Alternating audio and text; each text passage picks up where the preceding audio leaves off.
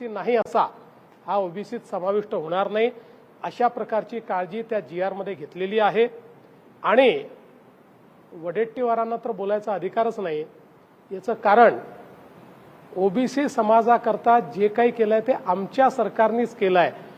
2014 ते 2025 मध्ये जेवढे निर्णय ओबीसी समाजाकरता झाले ते केवळ आमच्या सरकारने केले।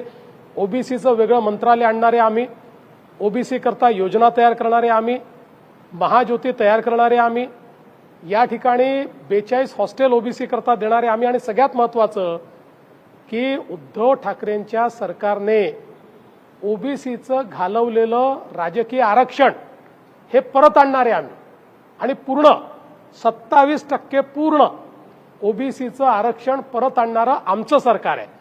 त्याच्यामुळे ओबीसीला हे समजतं की त्यांचं हित पाहणारे कोण आहेत। यापूर्वीच्या कोणत्या सरकारने ओबीसीचं हित केलं? मी दाव्यानं सांगतो की माझ्याशी खुली चर्चा करून घ्यावी। ओबीसी हिताच्या संदर्भात आम्ही केलेलं काम आणि ओबीसी हिताच्या संदर्भात इतर सरकारने केलेलं काम यांना केवळ राजकारण करता येतं। आम्हाला ओबीसी समाजाचं हित पाहायचं आहे, आम्ही ते हित करणारच आहोत। मराठा समाजाचं हित करणार आहोत, सगळ्या समाजाचं हित हेच सरकार करू शकतं। कोर्टाने सरकारला विचारले की मग मराठ्यांना आरक्षण कुठलं, ओबीसी की असं कोर्टाने कधी विचारलं मला माहिती नाही, विचारलं असेल तर उत्तर देऊ। ओबीसी समाजातल्या 2 तरुणांनी आत्महत्या केली। तुम्ही ओबीसी समाजाला वारंवार सांगताय की भाजप असेल किंवा आम्ही सगळे नेते असून ओबीसी समाजाच्या बाजूने दोन्ही समाजात तेढ निर्माण होऊ नये असे प्रयत्न तुम्ही पहिल्यांदा बाईट दिली होती GR आल्यानंतर, पण आता ओबीसी समाजातल्या लातूर जिल्ह्यातल्या दोघांनी आत्महत्या केली आहे, काय आव्हान करणार? मला असं वाटतं की जोपर्यंत दोन्ही समाजाचे नेते खरी वास्तविकता काय आहे ही समाजापर्यंत पोहोचवणार नाही तोपर्यंत तेढ कमी होणार नाही। याच्यामध्ये पहिल्यांदा तर मी एवढंच सांगू इच्छितो की ज्यांच्याकडे कुणबी नोंदी आहेत त्यांना सर्टिफिकेट मिळणार आहे, बिना नोंदीचं कोणालाही सर्टिफिकेट या ठिकाणी मिळणार नाही। त्यामुळे ओबीसी समाजाने चिंता करण्याची आवश्यकता नाही आहे। मला असं वाटतं की कुठेतरी हे जे वातावरण तयार करण्याचा काही प्रयत्न करतायत की जणू काही आरक्षण गेलेलं आहे, अशा प्रकारचं वातावरण तयार केल्यामुळे मुलांच्या मानसिकतेवर त्याचा परिणाम होतो। आणि दुसरीकडे दुसऱ्याही बाजूनं टोकाचंच अशा प्रकारचं राजकारण या ठिकाणी चाललेलं आहे। अशा राजकारणाने कधीच समाजाचं भलं होऊ शकत नाही। समाजाचं भलं हे समाजापर्यंत वास्तविकता पोहोचवली तरच होऊ शकतं। आम्ही ती वास्तविकता समाजापर्यंत पोहोचवतो, समाजाची काळजी आम्ही घेतो। त्यामुळे नेत्यांनी किती राजकारण केलं आणि याला एक प्रकारे राजकीय मुद्दा बनवला तरी समाज जो आहे हा समाज वास्तविकता काय हे समजून घेतो, हे आजपर्यंतचा माझा अनुभव आहे। जो ठिकानों को ध्वस्त किया था भारतीय सेना ने, अब पाकिस्तान उनके रिकंस्ट्रक्शन के लिए फंड कर रहा है, ऐसी रिपोर्ट्स आई है, FATF का यहाँ पर रोल बनता है?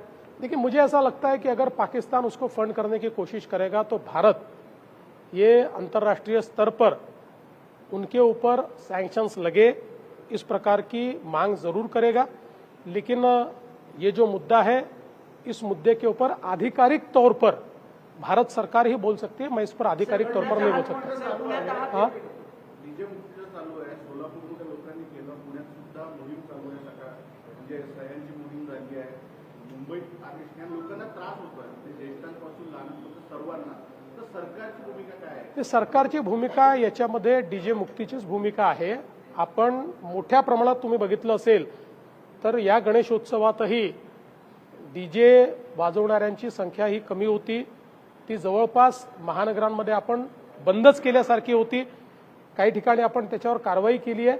आपला प्रयत्न एवढाच आहे की जरी याच्यामध्ये आपण वाजवू नका असं सांगितलं तरी आपण लोकांमध्ये जागृती जास्त करतो। जागृतीतनं लोकांनी हे वाजवणं सोडलं तर ते अधिक चांगलं आहे, ते अधिक टिकणार आहे, हा प्रयत्न आपला आहे। चला, हा प्रश्न सर, गणेशोत्सवाच्या आदल्या दिवशी म्हणजे गणेश विसर्जनाच्या आदल्या दिवशी पुण्यात जे काही टोळी युद्धातून 19 वर्षीय तरुणाची हत्या करण्यात आली, पोलिसांनी 11 जणांना अटक केली, पण पुण्यात पुन्हा टोळी युद्ध डोकं वर काढते का? टोळी युद्ध वगैरे काही नाही आहे, हे आपापसात एकमेकाची यांची जी काही शत्रुता आहे पण ती आम्ही चालू देणार नाही। कोणीही डोकं काढलं तर त्याचं डोकं कसं खाली करायचं आम्हाला माहिती आहे। शरद पवार साहेब बोलताना असं म्हणाले की राज्याची एकेची वीण जी आहे ती उसवली जाते, आम्ही वाटेल ते प्रयत्न करून मात्र हे करू देणार नाही. आणि आज त्यांच्या शिबिरामध्ये पिवळ्या रंगाचा झेंडे असतील किंवा रंगाचा वापर करण्यात आला. वर्तमानपत्रामध्ये तुमच्या विरोधामध्ये जाहिरात देण्यात आली की देवा तूच सांग, जी वर्तमानपत्रामध्ये जाहिरात देण्यात आली. आपल्याला माहिती आहे पवार साहेब कशा करता प्रसिद्ध आहेत. पवार साहेबांनी एक्स म्हटलं की वाय समजायचं, याकरताच पवार साहेब प्रसिद्ध आहेत. त्याच्यामुळे मोठे नेते आहेत, त्यांच्यावर अधिक काय बोलू. चला, ओबीसी समाजासाठी जे काही केलं ते आमच्या सरकारने केलं. आम्ही ओबीसी समाजाकरता स्वतंत्र मंत्रालय आणलं. शिवाय त्यांनी असं म्हटलं खातं सुरू केलं. शिवाय देवेंद्र फडणवीस यांनी असंही म्हटलेलं आहे की वडेट्टीवारांना या ओबीसी समाजाच्या उत्कर्षावरती बोलण्याचा अजिबात अधिकार नाही, असा देखील टोला त्यांनी लगावलेला आहे.